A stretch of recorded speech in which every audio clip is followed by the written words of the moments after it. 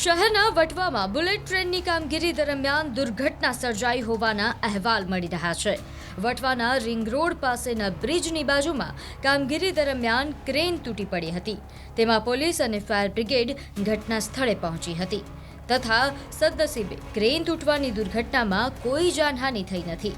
ઉલ્લેખનીય છે કે બુલેટ ટ્રેન ટ્રેક લોન્ચર તૂટી પડવાના કારણે અન્ય રેલ વ્યવહાર પણ પ્રભાવિત થયો છે। રેલવે તંત્ર દ્વારા મુંબઈ વડોદરા જતી કેટલીક ટ્રેનો આંશિક અને સંપૂર્ણ રીતે રદ કરવામાં આવી છે। અમદાવાદ મુંબઈ બુલેટ ટ્રેન નિર્માણ કાર્ય દરમિયાન જે કામગીરી થઈ રહી હતી તેમાં વટવામાં આ નિર્માણ કાર્ય દરમિયાન દુર્ઘટના સર્જાઈ છે। આ દુર્ઘટના અંતર્ગત રાતના સમયે ખાસ કરીને બે પિલર વચ્ચેના સ્લેબને જોડતી જે ક્રેન છે તે અચાનક તૂટી પડતા નિર્માણ કાર્ય પર અફરાતફરીનો માહોલ સર્જાઈ ગયો હતો। અત્યારે આપ જોઈ રહ્યા છો સવારના સમયે પણ સૌથી મોટા કામગીરી અંતર્ગત ખાસ કરીને જે ક્રેન પડી છે તે રેલવે ફાટક ઉપર પડી છે તેને હટાવવાનું કામ હાલ પૂર ઝડપે ચાલી રહ્યું છે।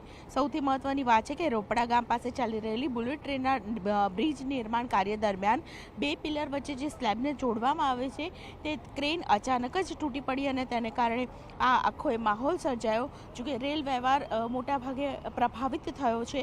આંશિક રીતે રદ કરાયેલી ટ્રેન અને તેની સાથે સંપૂર્ણ રીતે રદ કરાયેલી ટ્રેનનું લિસ્ટ પણ રેલ વિભાગ દ્વારા આપવામાં આવ્યું છે। શતાબ્દી એક્સપ્રેસ, કર્ણાવતી એક્સપ્રેસ સહિતની તમામ જે વડોદરા અને મુંબઈ તરફ જતી ટ્રેનો છે તે મોટા પાયે પ્રભાવિત થઈ છે।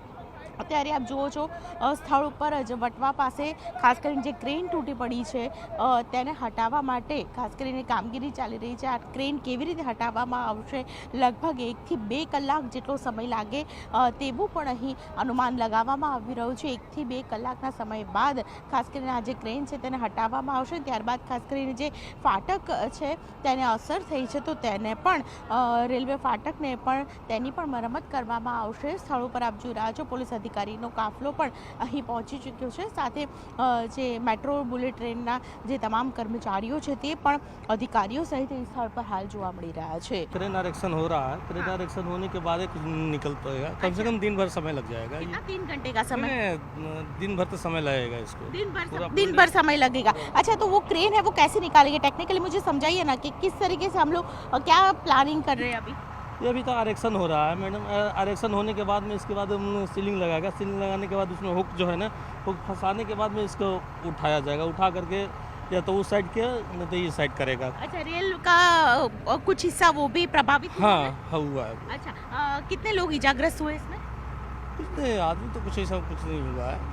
रात को 2 लोग इजाग्रस्त होने के बाद चल रही है? नहीं वैसा बात नहीं। थोड़ा बहुत देखिए, थोड़ा बहुत किसी को भी चोट लग सकता है लेकिन उतना कुछ सामान्य ईजा तो हुई। हाँ, अपना सामान थोड़ा टूटा हुआ है, बर्बाद हुआ है, लेकिन वैसा चोट